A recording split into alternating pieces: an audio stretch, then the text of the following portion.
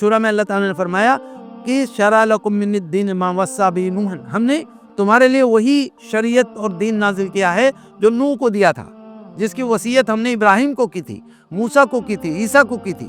وہ کیا ہے؟ ان اقیموا الدین ولا تتفرقوا فیہ، دین کو قائم کرو، اس میں تفرقے میں مت۔ تو معلوم یہ ہوا کہ وہ جو انصاف کو قائم کرنے کا مقصد رسولوں کو دیا گیا تھا، وہ مقصد کیسے قائم ہوگا؟ انصاف کا قیام کیسے ہوگا؟ جب دین قائم ہوگا۔ دین قائم نہیں ہوگا تو جتنی بھی ایکسرسائز کر لیجئے، انصاف قائم نہیں ہو سکتا۔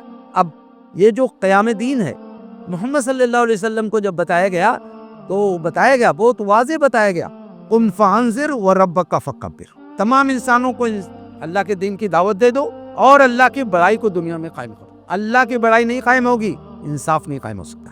اب رسول کی امت جو بھی، جیسے میں نے عرض کیا، وہ اخرجت للناس ہے، اس کو فرمایا کہ تامرون بالمعروف وتنہون عن المنکر۔ یہ جو انصاف قائم کرنے کی بات ہے، سب کو دنیا میں ہمیں بھلائی کا حکم دینا ہے اور برائی سے روکنا ہے۔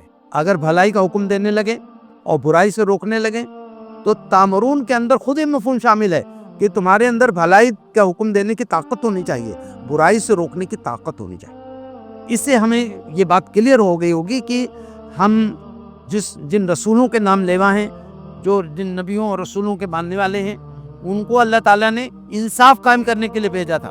وہ انصاف اللہ کے تئیں بھی انصاف، رسول کے تئیں انصاف، کتاب کے تئیں انصاف، اور جتنے بھی انسان بلکہ تمام مخلوقات، جانوروں تک کے بارے میں ہے کہ انصاف سے کام لینا ہے۔